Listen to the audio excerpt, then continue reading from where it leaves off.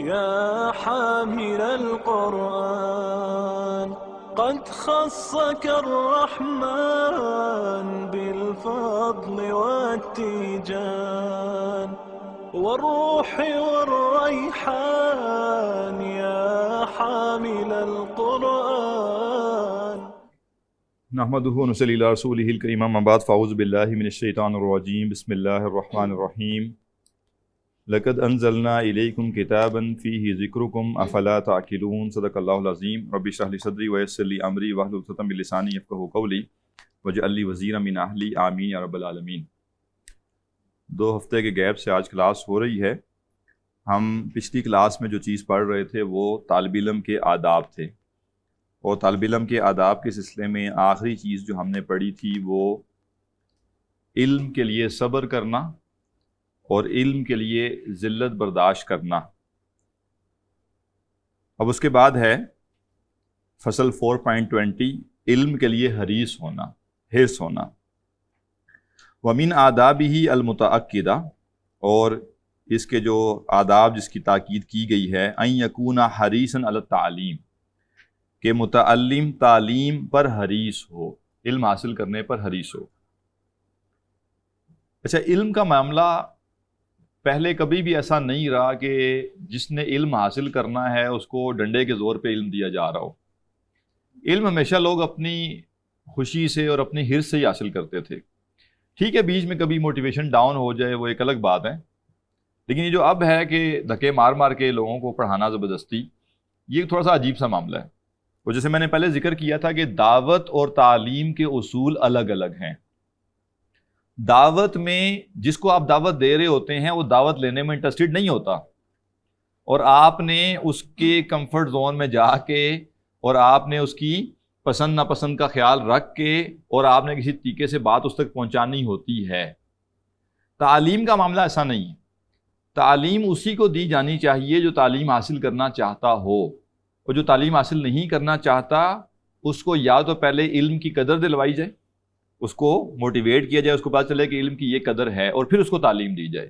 ورنہ یہ کوئی طریقہ نہیں ہے کہ ایک شخص تعلیم حاصل کرنا چاہتا نہیں اور آپ اس کو زبردستی تعلیم دے رہے ہیں. تو تعلیم کے لیے حریص ہونا یعنی بندے کا اپنا دل کرے کہ میں پڑھوں، میں چیزیں سمجھوں. یہی وجہ ہے کہ اب جو سختیاں آپ دیکھیں گے کچھ اس میں آتی ہیں کہ جس نے بھی علم حاصل کرنا ہے اور یہ پابندیاں پوری کرے تو پڑھ کے بندے کو لگتا ہے کہ بھائی اس کا مطلب ہے ہمیں نہیں پڑھنا چاہیے. تو اصل میں اس کا مطلب ہے علم کی حرص نہیں ہے. حرص ہو تو انسان پابندیاں برداشت کر لیتا ہے. جب ہم نے ڈگری حاصل کرنی ہوتی ہے اس کی ہمیں حرص ہوتی ہے نا. کیوں ہوتی ہے؟ کیونکہ اس کا فائدہ ہے. تو وہاں 100 طرح کی پابندیاں ہم برداشت کر لیتے ہیں.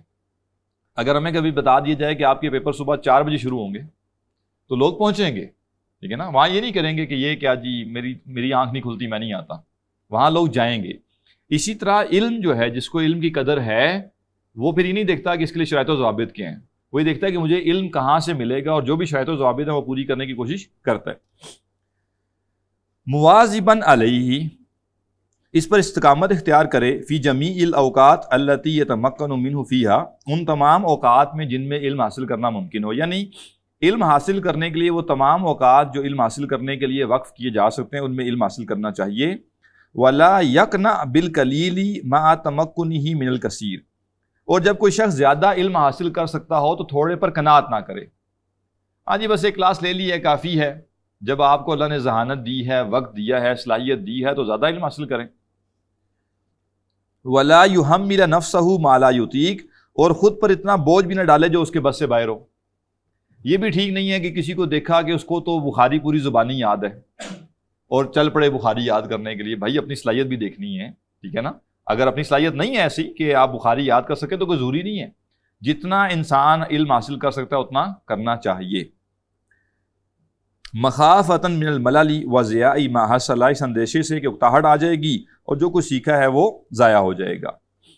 وہذا یختلف باختلاف الناس والاحوال، اور یہ معاملہ لوگوں اور حالات و واقعات کے مختلف ہونے سے مختلف ہوتا ہے. بعض لوگ دن میں 18 گھنٹے پڑھ سکتے ہیں، بعض لوگ 6 گھنٹے پڑھ سکتے ہیں، بعض لوگ 4 گھنٹے پڑھ سکتے ہیں، اور بعض لوگ بڑے مشکل علوم بھی حاصل کر لیتے ہیں، اور بعض لوگوں کے لیے بڑی بیسک سی باتیں بھی سمجھنا مشکل ہوتی ہیں. تو ہر بندہ اپنی کیپیسٹی کے مطابق علم حاصل کرے. وَإِذَا جَاءَ إِلَىٰ مَجْلِسِ الشَّيْخِ فَلَمْ يَجِدْهُ، اور جب طالب علم شیخ کی مجلس میں آئے اور اسے نہ پائے انتظار کرے و لازم بابہ، اور اس کے دروازے کے پاس ٹھہرا رہے۔ پہلے ظاہر ہے ہم یہ چیز سمجھ چکے ہیں کہ ایسا نہیں ہوتا تھا کہ ٹائم طے ہے اور 9 بجے پہلی کلاس ہے، 9:50 پہ دوسری ہے، ایسا نہیں تھا۔ صبح کے وقت طالب علم آ گئے اور وہ جو بھی پڑھنے کی جگہ وہاں آ کے بیٹھ گئے، اور گھڑی بھی نہیں تھی نا کہ ایگزیکٹ ٹائم ہو، ہاں جی اب ہم 8:59 پہ پہنچ گئے ہیں اور ابھی جو ہے 9 بجیں گے تو ادھر سے استاد نکل آئے گا، ایسا نہیں تھا، فکس نہیں تھا۔ تو شاگرد آگے بیٹھتے تھے۔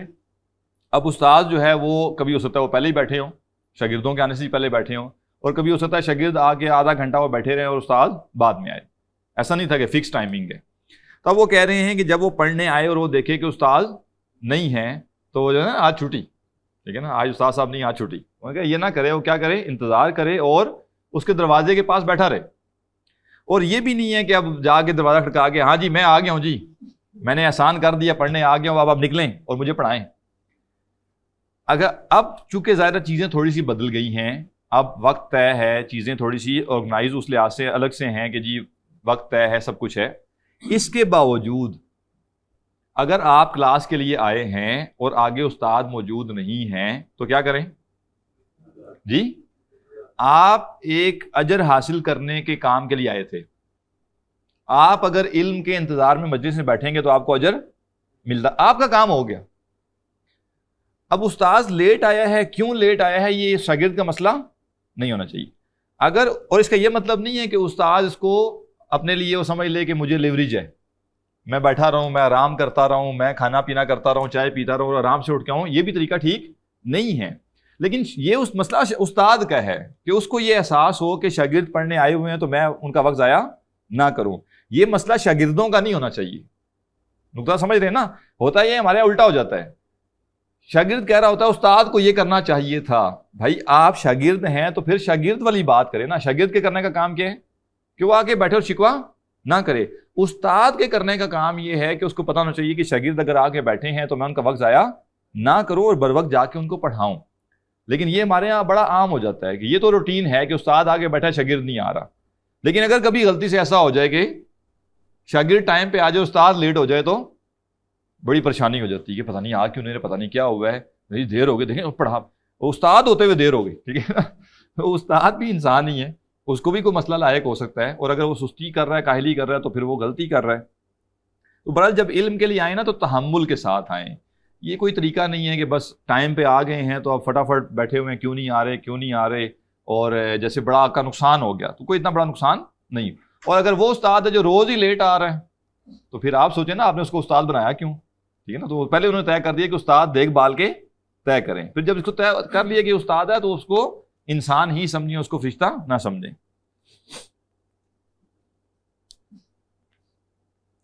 الا ان یخاف کراہۃ الشیخ لذالک، سوائے اس کے کہ اسے گمان ہو کہ شیخ کو یہ بات ناگوار گزرے گی، مطلب یہ میرا انتظار کرنا جو ہے وہ شیخ کو مثلا کوئی شخص ہے وہ کہتا ہے کہ بھائی میں صبح اگر آیا تو اس کا مطلب ہے کلاس ہوگی، اگر میں نہ آیا تو کلاس نہیں ہوگی، وقت انتظار نہ کرنا، وقت ضائع نہ کرنا، اپنا چلے جانا، ٹھیک ہے نا؟ یعنی میں اگر اس وقت تک آ گیا تو ٹھیک ہے، ورنہ ظاہر موبائل تو نہیں ہے نا کہ واٹس ایپ میسج چلا جائے گا جی آج کلاس نہیں ہونی۔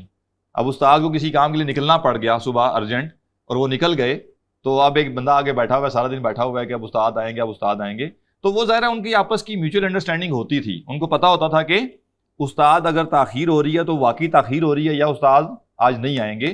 وہ کہہ رہے ہیں جو بھی اس وقت کی سچویشن ہے اس کے مطابق وہ دیکھ لے۔ بِأَن يَعْلَمَ مِنْ حَالِهِ الْإِقْرَاءَ فِي وَقْتٍ بِعَيْنِهِ، اس طرح سے کہ اسے معلوم ہو کہ استاد ایک اسپیسیفک وقت میں پڑھاتے ہیں۔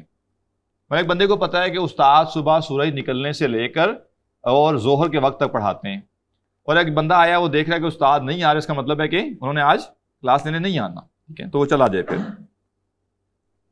وَلَا يُقْرِئُ فِي غَيْرِهِ، اور اس کے علاوہ دوسرے وقت میں وہ نہیں پڑھاتے۔ وَإِذَا وَجَدَ الشَّيْخَ نَائِمًا أَوْ مُشْتَغِلًا بِمُهِمٍّ، اور اگر وہ دیکھے کہ شیخ جو ہیں وہ سو رہے ہیں یا کسی اہم کام میں مشغول ہیں، لم يستأذن علیہ، تو داخل ہونے کی اجازت نہ لے۔ اس کا مطلب کیا ہے؟ استاد کہاں سو رہے ہوں گے جی؟ یعنی اگر اس کو یہ پتا چل گیا کہ وہ گھر میں ہیں لیکن آرام کر رہے ہیں، ٹھیک ہے، یا جیسے پڑھانے کی جگہ پہ ہی ہیں لیکن جیسے ہوتا نا کہ ظاہر ہے اساتذہ اس طرح کے تھے نا، تہجد پڑھ رہے ہیں رات کو، قیام کر رہے ہیں، تو ہو سکتا ہے کوئی تھکاوٹ ہو گئی ہو یا کسی وجہ سے نیند پوری نہ ہو سکی ہو تو وہ کہہ رہے ہیں کہ ان کو تنگ نہ کریں، اور یا اگر آپ کو پتہ چلے کہ وہ کسی اہم کام میں مشغول ہیں تو پھر ان سے اجازت نہ لی جائے، ان کو یہ نہ کہا جائے کہ میں پڑھنے آیا ہوں مجھے پڑھایا جائے، بل یصبر، بلکہ صبر کرے، الی استیقاظہ او فراغہ، اگر سو رہے ہیں تو جاگنے کا انتظار کریں، اور اگر وہ کسی کام میں مشغول ہیں تو فارغ ہونے کا انتظار کر لے کہ وہ اپنے جس کام میں مشغول ہیں وہ کر لے. بس شاگرد پڑھنے گیا، استاد کے گھر میں مہمان آیا ہوا ہے کوئی بندہ، اب وہ اس کے ساتھ بزی ہے، تو اب یہ نہیں ہے کہ جناب میں آ گیا ہوں جی، ٹھیک ہے نا، میں آیا ہوا ہوں، میں بیٹھا ہوا اتنی دیر سے، آ جائیں آپ، ٹھیک ہے نا. تو یعنی استاد کو ملازم سمجھنے والا معاملہ نا یہ صحیح نہیں ہے. او ینصرف، یا اسے لگے کہ بھائی استاد جو ہیں وہ ان کو نہیں ڈسٹرب کرنا چاہیے تو واپس لوٹ جائے. والصبر اولا، اور صبر کرنا زیادہ بہتر ہے. کما کان ابن عباس رضی اللہ عنہما وغیرہ یفعلون، جیسے کہ حضرت عبداللہ بن عباس اور دیگر اکابر کیا کرتے تھے. وینبغی ان یاخذ نفسہ بالاجتہاد فی التحصیل، اور چاہیے کہ جو طالب علم ہے وہ علم حاصل کرنے کے لیے خوب محنت کرے، اپنے آپ کو اس بات پہ آمادہ کرے کہ میں نے ایفرٹ کرنی ہے. علم بیٹھے بٹھائے پرسکون طریقے سے اور کمفرٹیبل ماحول میں یہ طریقہ نہیں ہے. علم کے لیے کچھ قربانی دینا، کچھ کھپنا، کچھ محنت کرنا اس کی ضرورت ہے.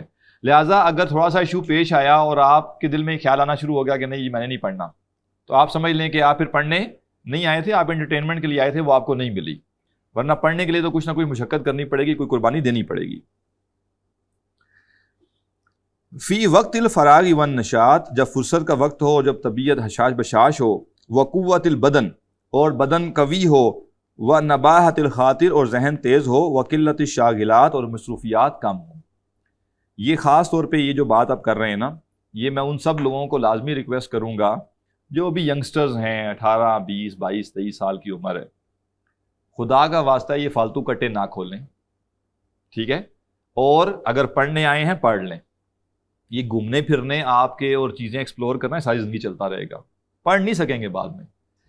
تو میں نے کئی لوگوں کو دیکھا ہے، ہمارے ساتھ کلاس فیلوز بھی تھے، سائی وال میں فلاں بندہ آ رہا ہے، اس کا ایونٹ ہے، جا کے اٹینڈ کر رہے ہیں، ٹھیک ہے نا، اب ادھر جا رہے ہیں، ادھر، مطلب انہوں نے ساری دنیا کے ایونٹ اٹینڈ کر لی، جو پڑھنے آئے تھے وہ نہیں پڑھ سکے. تو یہ جو لگ کے سال 2 سال 3 سال 4 سال پڑھنا ہے، یہ آپ کو زندگی میں دوبارہ موقع میسر نہیں آتا. ایونٹس آپ ساری زندگی اٹینڈ کرتے رہیں گے، ایونٹس کوئی بڑی بات نہیں ہوتی، وہ آتے رہتے ہیں زندگی میں. لہٰذا میں تو اس کو بالکل صحیح نہیں سمجھتا کہ دوران طالب علمی، یعنی کوئی بندہ پراپرلی ایک سلسلہ وار کوئی چیز پڑھ رہا ہے اور وہ بیچ میں ان کو چھوڑ کر ایونٹس اٹینڈ کرنا شروع کر دے. ایونٹس کیا ون آف ایک چیز ہے، ٹھیک ہے، بہت اٹریکٹیو ہوگا، سب کچھ ہوگا، لیکن یہ جو چیز بلٹ ہو رہی تھی یہ نہیں بلٹ ہو پائے گی، اور یہ مزید کچی ہو جائے گی، مزید کمزور ہو جائے گی. تو یہ جو فراغت کا وقت ہے، جب آپ توانا بھی ہیں، آپ محنت بھی کر سکتے ہیں، ذہن بھی تیز ہے، یہ وقت کس میں لگائیں؟ علم حاصل کرنے میں. گھومنے پھرنے والے کام ساری زندگی چلتے رہیں گے، اس کی ٹینشن آپ نہ لیں. قبل عوارض البطالہ، نکارہ کرنے والی بیماریاں آنے سے پہلے، وارتفاع المنزلہ، اور بڑی ذمہ داریوں سے قبل. یہ بھی بڑی اہم بات ہے. آگے وہ بڑا پیارا ایک قول بیان کر رہے ہیں. فقد قال امیر المؤمنین عمر بن الخطاب رضی اللہ عنہ، امیر المؤمنین حضرت عمر بن خطاب رضی اللہ عنہ کا قول ہے، فرماتے ہیں تفقہوا قبل ان تسودوا، دین کا گہرا فہم حاصل کر لو اس سے پہلے کہ تمہیں سیادت دی جائے، یعنی تمہیں ذمہ داریاں دی جائیں. یہ بھی اس جدید دور میں تو خیر یہ مسئلہ بہت بڑھ گیا.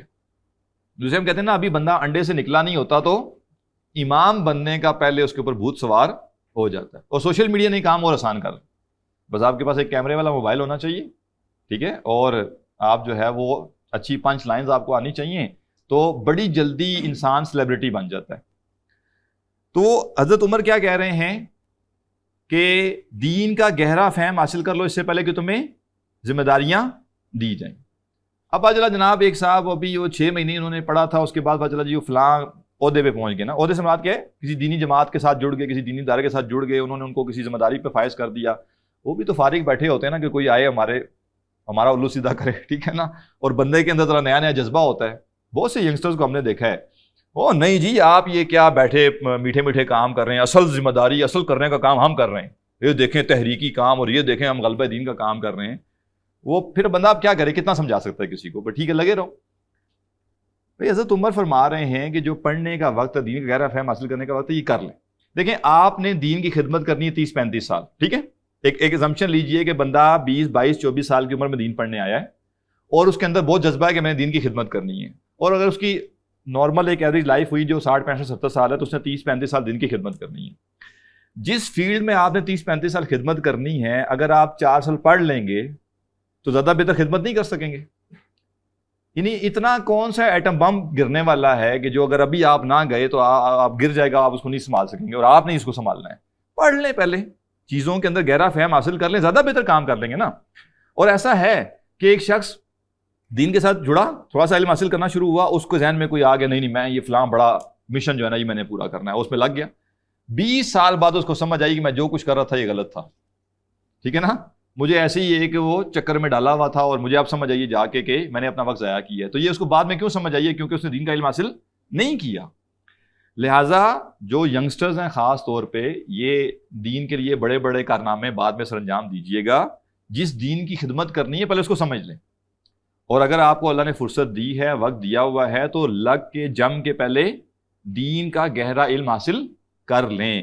اور اگر آپ کو ذمہ داریاں دی جائیں تو کہیں جی ذرا صبر کریں. ٹھیک ہے نا, میں اتنا بڑا آدمی نہیں ہوں اور امت کا سارا بوجھ میرے کندھوں پہ نہیں ڈلنے والا, ٹینشن نہ لیں. ٹھیک ہے نا, نہ آپ کی ذمہ داری قبول کرنے سے اگلے سال خلافت آنی ہے, اور نہ آپ کی قبول نہ کرنے سے دجال آ جائے گا.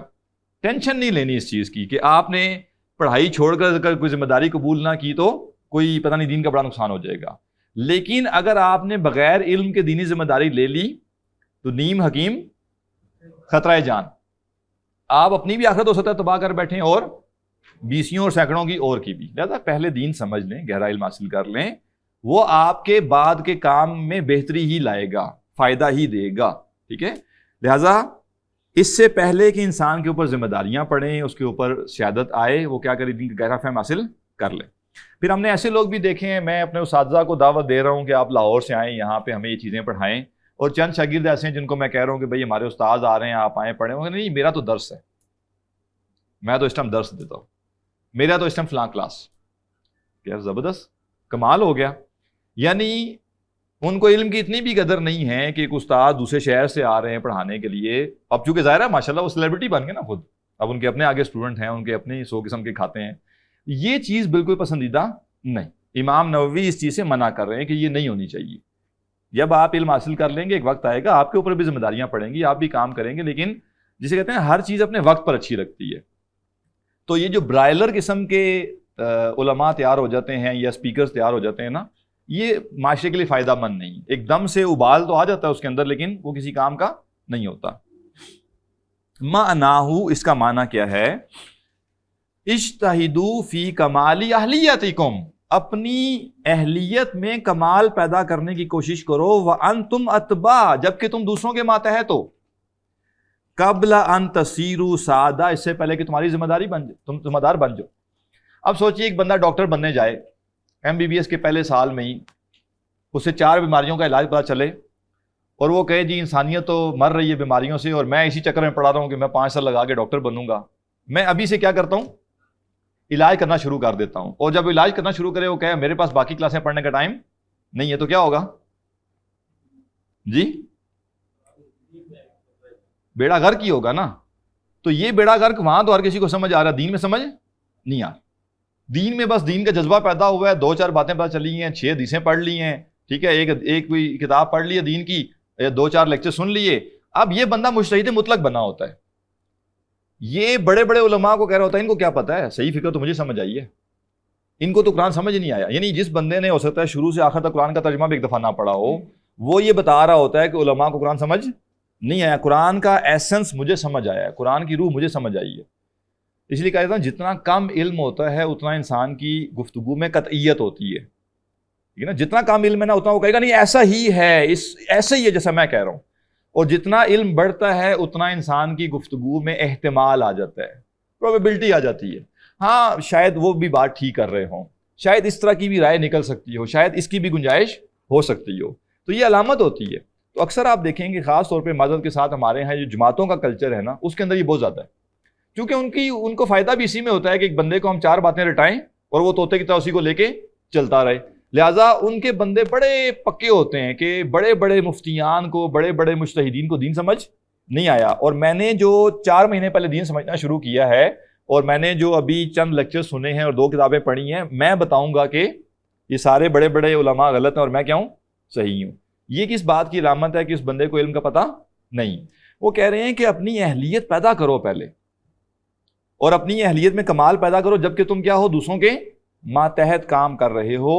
کچھ وقت گزرے گا اور تمہارے پاس ذمہ داریاں آ جائیں گی، اور اگر تم اہلیت تمہارے پاس نہ ہوئی تو اپنا بھی بڑا غر کرو گے اور باقیوں کا بھی، اور اہلیت پیدا کر لی تو فائدہ کرو گے باقیوں کا بھی اور دین کا فائدہ ہوگا. فَإِنَّكُمْ إِذَا سِرْتُمْ سَادَةً مَتْبُوئِينَ، کیونکہ جب تم ذمہ دار بن جاؤ گے تو کیا ہو جائے گا؟ پیشوا بن جاؤ گے، تمہیں فالو کیا جائے گا. امتنعتم من التعلم، تو تم سیکھنے سے رک جاؤ گے. اب جناب حضرت صاحب کو ادھر لیکچر کے لیے بلایا جا رہا ہے، ادھر لیکچر کے لیے بلایا جا رہا ہے، فلاں شاگرد آگے بیٹھے ہوئے ہیں، فلاں مسئلہ پوچھا جا رہا ہے، واٹس ایپ پہ سوال پوچھے جا رہے ہیں، تو اب پڑھنے کا ٹائم کدھر ہے؟ اب تو ظاہر ہے مطلب سیلیبریٹی بن گیا نا، تو جب سیلیبریٹی بن گیا پھر وہ پڑھ نہیں سکتا. تو لہٰذا جب تک آپ کے علم میں خاص اہلیت پیدا نہ ہو جائے تب تک اپنے آپ کو سیلیبریٹی بننے سے بچائیں. لوگ ہوا بھریں گے، یہ ذہن میں رکھیے. اگر کوئی بندہ بھی آپ کو ہوا بھرے تو اپنے پاس ایک سوئی رکھیں اور فوراً سے سوئی مار کے ہوا نکال دیں. یہ بڑی عام بات ہے، میں یہ عرض کر دوں کہ یہ آپ کو لگے گا آپ کے ساتھ ہو رہا ہے، اور آپ کو اندر سے لگے گا کہ نہیں اب امت کے مسئلے کا حل میں ہی ہوں. لیکن وہ جو ہوا بھرنے والا ہوگا نا وہ بہت ہی گیا گزرا ہوگا. میں نے شاید ذکر کیا ہو، ایک دفعہ میں نے ایک مسجد میں صبح درس دیا فجر کی کلاس کے بعد، مطلب میری ذمہ داری لگائی گئی تھی کہ اس موضوع پہ آپ نے درس دیں، اور میں نے کتاب سے وہ تیاری کر کے چند نکات 10-15 منٹ درس دینا تھا، کوئی تفصیل تو بیان نہیں کرنی تھی، تو میں نے کتاب سے تیاری کر کے اور چند نکات بیان کر دیے. اس مسجد کے جو انتظامیہ کے سربراہ تھے انہوں نے مجھے کہا کہ یہ جو باتیں آپ نے کی ہیں نا، میں چاہتا ہوں آپ یہ لکھیں، یہ باتیں ہر ایک کو پتہ چلنی چاہیے. میں نے کہا جی کتاب میں لکھی ہوئی ہیں، میں نے ادھر سے ہی پڑھ کے نہیں یہ جو آپ نے بیان کیے نا ابھی آپ نے، یہ باتیں آپ مجھے لکھ کے دیں، میں شائع کرواؤں گا. اب ظاہر ہے بندے کو اگر یہ چیزیں نہ پہلے پتہ ہوں، یعنی ہمارے استاد نے تو الحمدللہ میں یہ سکھایا ہوا تھا تو اندازہ تھا چیزوں کا، بندہ کہے گا اوہ اس کا مطلب ہے کہ میں نے کوئی ایسا بیان دے دیا ہے کہ یہ تو اگر لوگوں تک پہنچ گیا تو ساری دنیا میں انقلاب آ جائے گا. تو میں نے انہیں کہا جی میں نے کوئی نئی بات اپنے پاس سے نہیں کی، یہ سب باتیں کتاب میں لکھی ہیں، اگر آپ نے شائع کرانی ہیں تو اس کی یہ فلاں صفحات ہیں، آپ شائع کروا دیں. لیکن وہ باز نہ آئے، مطلب وہ ہوا بھرنے میں پورا زور لگا رہے تھے. تو یہ کیا ہوتا ہے؟ ہوا ہوتی ہے. اصل میں کیا ہے کہ اس بندے نے نہیں دین پڑھنا نا، جو آپ میں ہوا بھر رہا ہے اس کو دین کا پتہ نہیں ہے. وہ بیٹھا ہے، اس نے بیٹھ کے آپ کی بات سنی، اس کو لگا کہ یہی بات ہے. اگر اس بندے نے 4 علماء کی کتابیں پڑھی ہوتی تو اس کو پتا ہوتا یہ بیسک سی باتیں، یہ کوئی بڑی باتیں نہیں. تو لہٰذا یہ ہوگا، ہو سکتا ہے آپ ابھی پڑھ رہے ہوں، کسی جگہ جا کے آپ 2 منٹ گفتگو کر دیں تو لوگ آپ کو کہیں جی یہ لے اتنا بڑا عالم تو ہم نے دیکھا ہی نہیں. آپ کو جو ملکہ حاصل ہوا ہے، آپ کو جو اللہ نے بیان دی ہے، تو بندہ کہے چھوڑو کورس وغیرہ بھائی، ٹھیک ہے نا، یہ جو مجھے فصاحت و بلاغت دی گئی ہے اگر میں نے اس کو ضائع کر دیا تو یہ لوگ تو جو ہے نا وہ گمراہی پہ مر جائیں گے. تو اس طرح کی جو ہوا بھرنے لگے ساتھ ہی سوئی مار کے اس ہوا کو نکال دیں اور علم حاصل کرتے رہیں تب تک جب تک آپ کے اندر ایک پختگی نہ آ جائے. اچھا اب سوال یہ ہوگا کہ کیسے پتا چلے گا کہ اب میں نے اتنا علم حاصل کر لیا ہے کہ اب میں کوئی دعوت کا کام بھی کروں، کچھ آگے بڑھوں؟ جی ای میل آئے گی کوئی؟ جی سمپل فارمولہ. اگر آپ اساتذہ سے پڑھ رہے ہیں تو ایک دن وہ آپ کو خود کہیں گے بھائی جان اب ایسا ایسا کیا کرو، کچھ کام بھی شروع کرو، ٹھیک ہے نا، یہ کرو وہ کرو، وہ خود بتائیں گے. اور کبھی اگر وہ دیکھیں گے تو زیادہ چوڑا ہو رہا ہے بندہ تو وہ پکڑ کے پیچھے بھی کر دیں گے، ذرا باز آ جاؤ، رک جاؤ، قابو میں آ جاؤ، آپے میں آ جاؤ. لیکن جو آزاد ہے، آزاد امیدوار ہے، اس کو تو نہ کوئی بتانے والا ہے نہ وہ کسی سے پوچھنے والا ہے، تو کوئی بڑی بات نہیں ہے. جب آپ قابل بن گئے اور آپ کے اساتذہ ہوئے اور وہ بھی قابل لوگ ہوئے تو آپ کو بتا دیں گے کہ اب آپ فلاں فلاں کام کر لیں. وَهَذَا نہیں لِارْتِفَاعِ مَنْزِلَتِكُمْ، کیوں علم حاصل نہیں کر سکو گے؟ کیونکہ تمہاری ذمہ داریاں بڑھ جائیں گی. وَكَثْرَةِ شُغَلِكُمْ، اور تمہارا جو مشغولیت ہے وہ زیادہ ہو جائے گی. وَهَذَا مَعْنَى قَوْلِ الْإِمَامِ الشَّافِعِي رضی اللہ عنہ، اور یہی معنی ہے امام شافعی رحمہ اللہ کے قول کا. وہ کیا کہہ رہے ہیں؟ تفقہ قبل ان ترأس، رئیس بننے سے پہلے، رئیس کا مطلب ذمہ دار بننے سے پہلے علم حاصل کر لو. فَإِذَا رَأَسْتَ فَلَا سَبِيلَ إِلَى التَّفَقُّهِ، کیونکہ جو ہی تمہیں ذمہ داری دے دی گئی تو پھر تفقہ کا کوئی آپشن باقی نہیں رہے گا. جو حاصل کر لیا علم سو حاصل کر لیا.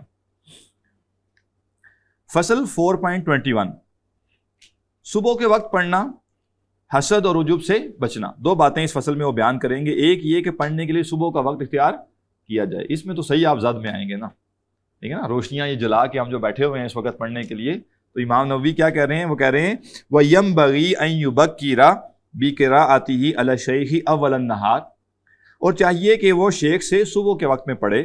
لحدیث النبی صلی اللہ علیہ وسلم، اس حدیث کی بنا پر جو نبی اکرم صلی اللہ علیہ وسلم سے مروی ہے.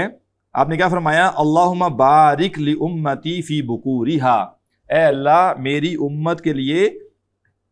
اس کے دو معنی بیان کیے گئے. ایک یہ کہ صبح کے وقت میں برکت پیدا فرما، اور ایک یہ کہ امت کے اول حصے میں برکت عطا فرما. بکر کہتے ہیں عربی میں کسی چیز کے شروع کے حصے کو، ٹھیک ہے نا. بالکل شروع کا حصہ جو ہوتا ہے، اسی لیے جو چھوٹا بچہ ہے بچی ہے اس کے لیے بھی لفظ استعمال ہوتا ہے، ٹھیک ہے نا. تو صبح کا وقت جو ہے اس میں برکت کی خاص دعا کی گئی ہے، اور یہ حقیقت ہے. کبھی آپ تجربہ بھی کر کے دیکھیں گے، فجر کے بعد آپ روٹین شروع کر دیں تو بہت سارے کام کاج کر کے جب آپ وقت دیتے ہیں تو آپ کہتے ہیں اچھا 8 بجے، ابھی 8:30 بجے، جبکہ وہی کام جب ہم شام میں شروع کرتے ہیں تو پتہ نہیں چلتا کب 10 بج گئے، اور بندہ کہتا ہے اب مزید وقت باقی نہیں رہا. تو اس میں یہ بالکل حقیقت ہے. تو جس کے لیے یہ ممکن ہے کہ وہ صبح کے وقت پڑھ سکے تو وہ کیا کرے؟ پڑھنے کے لیے صبح کا وقت طے کرے. ایک تو اس میں برکت ہے، دوسرا کیا ہے کہ ذہن تازہ ہوتا ہے. یہ جو ہم شام میں پڑھتے ہیں ظاہر ایک مجبوری ہے، ہم سب کی ایک مجبوری ہے، اور مطلب ہماری ہے نہیں ہے، پڑھنے والوں کی تو مجبوری ہے کہ وہ جابز اور باقی کاموں کی وجہ سے صبح نہیں آ سکتے پڑھنے. تو شام کو جب آتے ہیں تو بہت سی الجھنیں ساتھ لے کر آتے ہیں، اور پھر بیٹھے ہوئے کلاس میں ہوتے ہیں لیکن سوچ میں یا آفس چل رہا ہوتا ہے یا گھر جا کے جو بھی ہونا ہے وہ چل رہا ہوتا ہے، ٹھیک ہے. تو اس لیے صبح کے وقت پڑھیں گے تو زیادہ توجہ رہے گی. وَيَنبَغِي أَن يُحَافِظَ عَلَى قِرَاءَةٍ مَحْفُوظَةٍ، اور چاہیے کہ پڑھے ہوئے سبق کو یاد رکھے. یہ بھی بڑی اہم بات ہے کہ ریٹینشن ہونی چاہیے. یہ نہیں ہے کہ بس پڑھتے جائیں، کلاسیں لیے جا رہے ہیں، پیچھے کیا پڑھا ہے ذہن میں نہیں. جیسے اکثر میں آگے پوچھتا نا پچھلی کلاس میں کیا پڑھا ہے، تو اس وقت بندہ سوچنے کو رہتا ہے اچھا پڑھا بھی تھا کچھ، ٹھیک ہے نا. تو اگر پچھلا یاد ہی نہیں ہے تو اگلا اور پڑھ کے کیا کریں گے آپ؟ وہ آگے دوڑ پیچھے چھوڑ والی بات ہے. تو لہٰذا جو پچھلا پڑھا ہوا ہے اس کو تازہ کرنا، یاد دہانی اس کی ہونا، ریویژن کرنا، اس کی بھی ضرورت ہے. وَيَنبَغِي أَلَّا يُؤْثِرَ بِنَوْبَتِهِ غَيْرَهُ، اور اسے چاہیے کہ اپنے پڑھنے کی باری دوسروں کو نہ دے.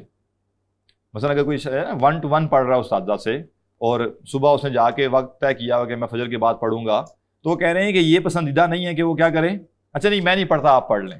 وہ کہہ رہے ہیں قربانی دینے کی ضرورت نہیں ہے. فَإِنَّ الْإِيثَارَ مَكْرُوهٌ فِي الْقُرَبِ، قربت کے معاملات میں ایثار کرنا مکروہ ہے. اس کا کیا مطلب ہے؟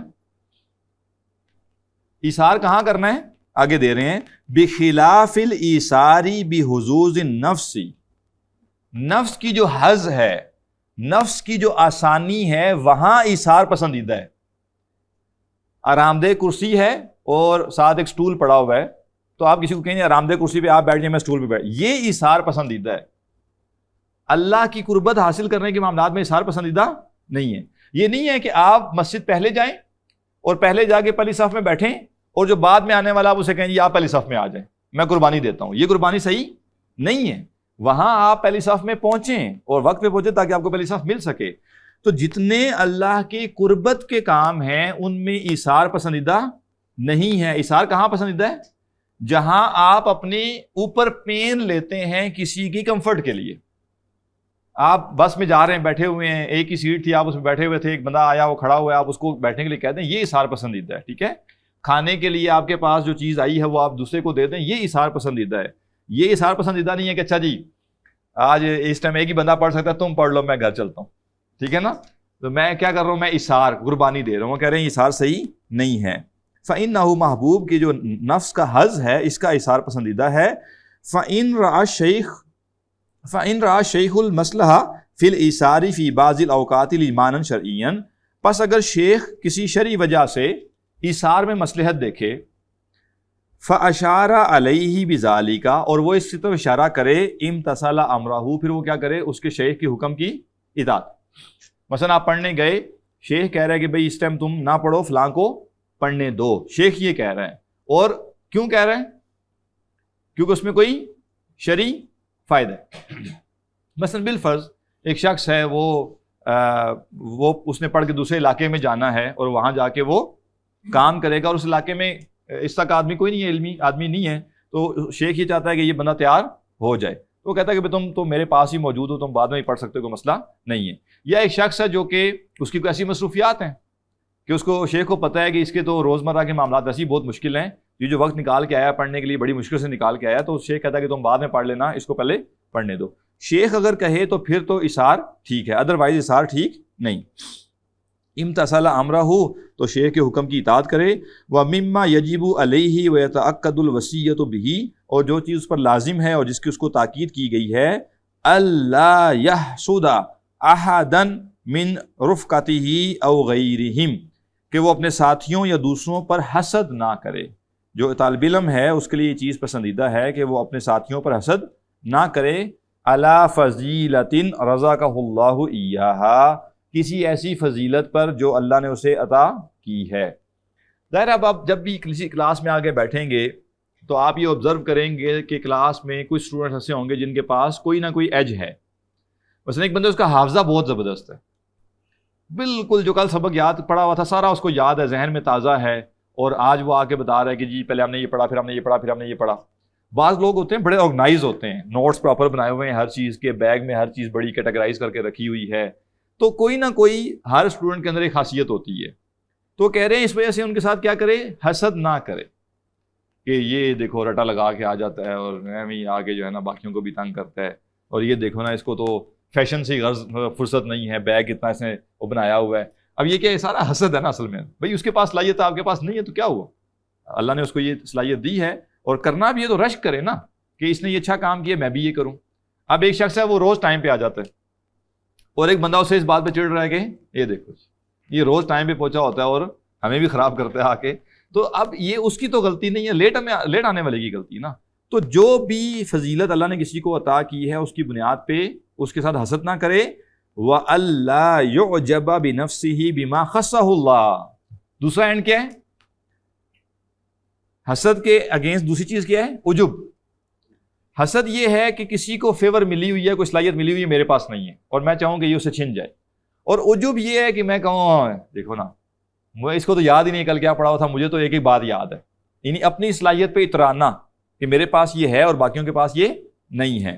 تو کہا کہ وَأَلَّا يُعْجَبَ بِنَفْسِهِ بِمَا خَصَّهُ اللَّهُ، اور اللہ نے جو خاص صلاحیت اس کو دی ہے اس پر عجب بھی نہ کرے، نہ حسد کرے دوسروں کی صلاحیتوں پر اور نہ اپنی خاص صلاحیت پہ عجب کرے۔ وَقَدْ قَدَّمْنَا إِيذَاهَا هَذَا فِي آدَابِ الشَّيْخِ، اور ہم اس کی وضاحت شیخ کے آداب میں پہلے کر چکے ہیں۔ وَطَرِيقُهُ فِي نَفْيِ الْحَسَدِ، اور حسد کے ازالے کا طریقہ یہ ہے أَن يَعْلَمَ أَنَّ حِکمَتَ اللَّهِ تَعَالَى اقتضت جعل هذه الفضیلۃ فی ھذا۔ بڑی پیاری بات۔ اب دیکھیں نا یہ ہے پریکٹیکل گائیڈنس، یہ نہیں ہے او بھائی حسد نہیں کرنا، عجب نہیں کرنا، ختم بات۔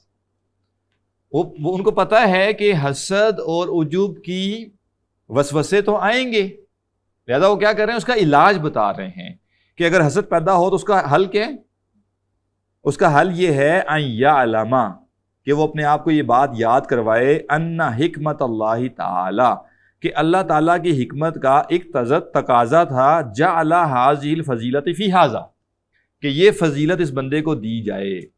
اللہ نے انسانوں سے جو کام لینے ہیں، مختلف لوگوں سے مختلف کام لینے ہیں، اور جن سے جو کام لینا ہے ان کو اس کے مطابق وہ صلاحیتیں دی گئی ہیں۔ اگر کسی کو حافظہ اچھا دیا گیا تو اس سے جو کام لینا تھا وہ اس کے لیے دیا گیا، اگر کسی کو کوئی اور صلاحیت دی گئی ہے تو اس سے وہ کام لینا مقصود تھا۔